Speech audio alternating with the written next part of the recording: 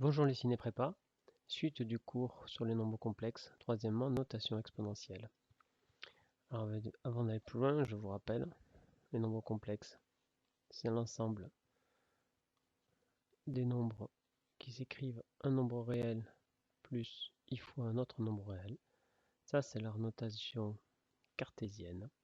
On dit aussi que c'est la notation algébrique.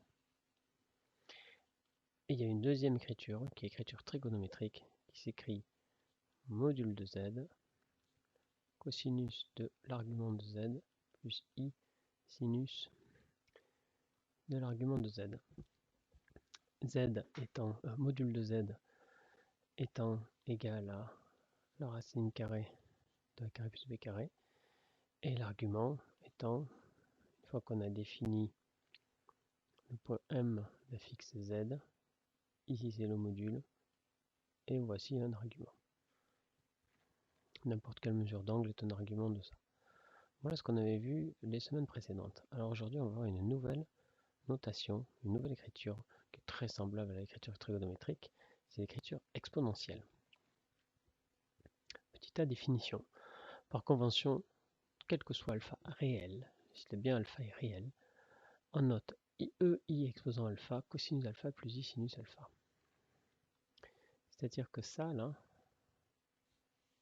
ce terme, on convient de le noter i alpha.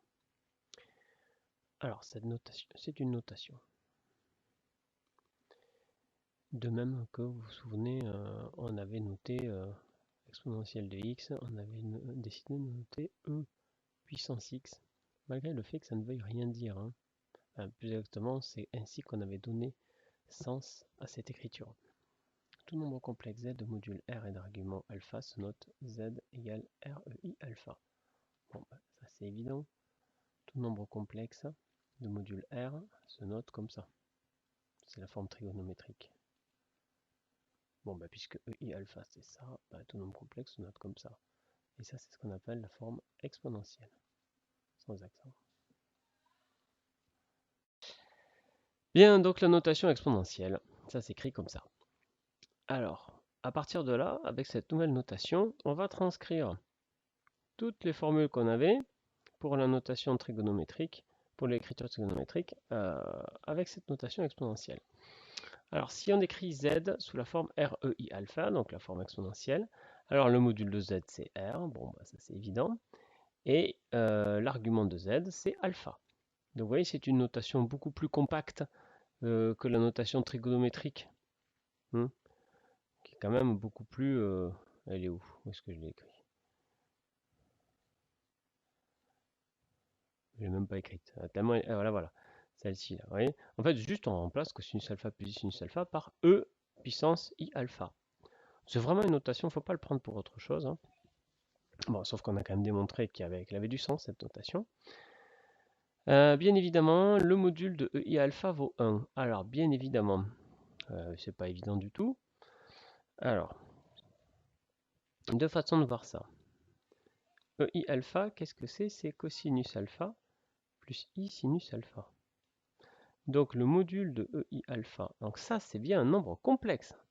Donc son module c'est partie imaginaire au carré, c'est-à-dire cosinus carré alpha, plus partie, excusez-moi j'ai dit partie imaginaire, partie réelle au carré, plus partie imaginaire au carré, le tout en racine. Mais cosinus carré plus sinus carré ça fait 1, ça fait racine de 1, donc 1 on a bien le module de EI alpha qui vaut 1.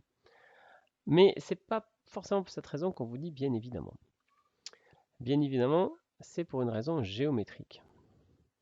Souvenez-vous, on a 1 ici, et là on a le cercle trigonométrique. Alors, sauf que ce cercle trigonométrique, je le mets dans le plan complexe. J'ai toujours le cercle qui marche comme vous le voulez, hein. Là j'ai 1, là j'ai moins 1. Hein. Et alors attention, ça je parle du cosinus. Hein. Ici, sinon en termes d'angle, j'ai 0, pi sur 2, pi, 3, 4, 3 pi sur 2, etc. Cosinus alpha plus i sinus alpha, c'est le nombre complexe, enfin c'est le point M d'affixe, le nombre complexe z, dans les coordonnées sont cosinus alpha, sinus alpha. Hein, z est égal à cosinus alpha plus sinus alpha, c'est-à-dire EI alpha.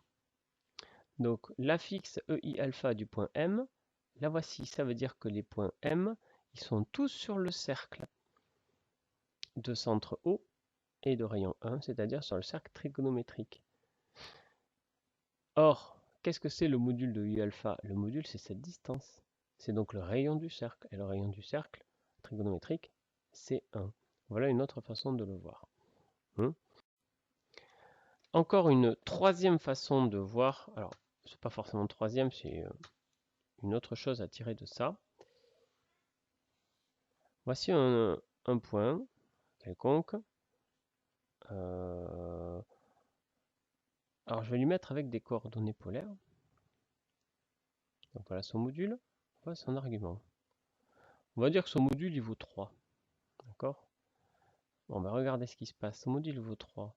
Du coup, si je le coupe en 3, là ici je tombe sur 1, et donc ici je tombe sur le cercle trigonométrique. Autrement dit, comment placer... Là je le mets en... Bah tiens, je vais le mettre en... Allez, 60 degrés, là. Pi sur 3. Le nombre complexe 3EI pi sur 3, c'est donc le nombre complexe qui se trouve sur l'axe, sur la droite d'angle pi sur 3. Donc il n'y en a qu'une, c'est celle-là. Et avec un module égal à 3. Vous voyez comment on peut faire? Et du coup, il est légitime. En fait, les nombres complexes sont de cette forme. Donc quand ρ vaut 1, eh bien, on se trouve tout simplement sur le cercle unité. Et dès qu'on multiplie par le module, eh bien, ça nous envoie, tout à fait une homothétie, ça nous envoie loin si le module est plus grand que 1, ou au contraire à l'intérieur du cercle si le module est plus petit que 1.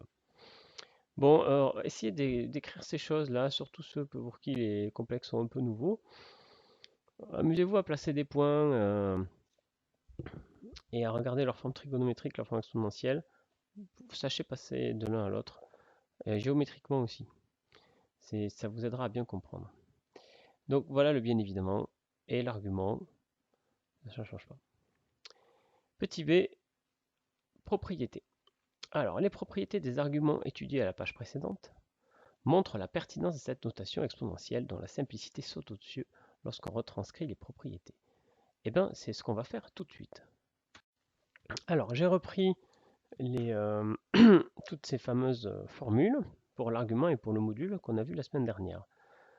Alors, souvenez-vous, l'argument, c'est le fameux alpha de la notation exponentielle. Donc, regardez maintenant l'efficacité de cette notation. On vient de dire que dans EI alpha, l'argument c'est alpha. Ok, donc maintenant si on fait le produit de deux nombres complexes. Premier nombre complexe, REI alpha. Deuxième nombre complexe, donc ça c'est Z. Deuxième nombre complexe, W, je vais l'appeler ρ, EI θ. Ok, maintenant je vais faire le produit. Alors faisons le produit de ça. Z fois W, ça fait quoi? Ça fait donc ρ EI alpha fois, pardon j'ai dit ρ, R EI alpha fois ρ EI θ. Je multiplie entre les nombres réels, ça me fait R fois ρ, tout ça multiplié par EI alpha fois EI θ. Mais d'après les règles de calcul de l'exponentielle que je viens de démontrer, je viens de démontrer que l'exponentielle I alpha elle suivait les règles, l'exponentielle de la somme c'est le produit exponentiel. Donc là on a un produit exponentiel, c'est donc l'exponentielle de la somme. Donc de I alpha plus θ, plus I θ. Donc je peux mettre I en facteur. Voilà ce que j'obtiens. Du coup, j'ai bien une notation exponentielle. Ça, c'est bien un truc de la forme 1 réel fois un angle. Ici, le réel, c'est ρ, R ρ. Et le bêta, c'est alpha plus θ. Qu'est-ce que je viens de démontrer? Eh bien, je vais démontrer que le module de ça, c'était R ρ, c'est-à-dire c'était le produit des modules. Le module du produit, c'est le produit des modules. Et qu'est-ce que je viens de démontrer pour l'argument? Je viens de démontrer que le produit, l'argument du produit, c'était la somme des arguments. Vous voyez? Et ça, c'est rien qu'avec cette notation exponentielle. Et je peux tout refaire avec ça. Alors on va faire puissance n. Hein, et je vous engage à les faire vraiment pour vous entraîner cela. Hein, l'argument de, ou même quasiment ça, puissance n. Donc z puissance n, qu'est-ce que ça vaut? Bah, regardez, je distribue le formule sur les puissances, je distribue la puissance n sur le produit, ça me fait ça, ça. Ça fait donc r puissance n, et la fameuse formule des exponentielles, EIN alpha. Qu'est-ce que ça veut dire? Ça veut dire que le module de z puissance n, c'est r puissance n, c'est-à-dire c'est la puissance, ce que est écrit ici. Quant à l'argument d'un nombre complexe à la puissance n, c'est l'argument fois n, n alpha, n fois l'argument. Et on peut continuer comme ça pendant des heures. Faites-le vraiment, repassez-les au peigne fin, notamment pour l'argument, parce que pour les modules, on les avait démontrés. Pour les arguments, ils n'avaient pas tous démontré. Et là, surtout, je crois que je vous avais dit la semaine dernière, on les démontrera dès qu'on aura la notation exponentielle. Ou la semaine d'après, j'avais dit. Ben voilà, avec la notation exponentielle, c'est tout droit. Comme disent les Anglais, hein, straight ahead. On y va, vous faites, et puis ça marche tout seul. Démontrez-les, entraînez-vous, manipulez ces notations. Elles sont vraiment très efficaces. Bon, maintenant qu'on a vu cette notation, à partir de maintenant, vous m'écrivez tout en notation. On écrira en notation trigo, hein, sauf si on vous le demande. Voilà, on vous demande, mettez sous forme trigonométrique. Ah non, pardon. Oui. Je reviens ici. Hein, on va toujours se mettre en notation exponentielle. Sauf des fois en notation algébrique, parce que des fois c'est plus pratique quand il y a des sommes, des soustractions. Alors je relis cette phrase. Les propriétés des arguments étudiés à la page précédente montrent la pertinence de cette notation exponentielle, dont la simplicité saute aux yeux lorsque l'on retranscrit les propriétés. Là c'est ce qu'on vient de démontrer. Hein. I alpha, tac tac, le quotient ça fait ça. Donc on retrouve toutes les propriétés des arguments.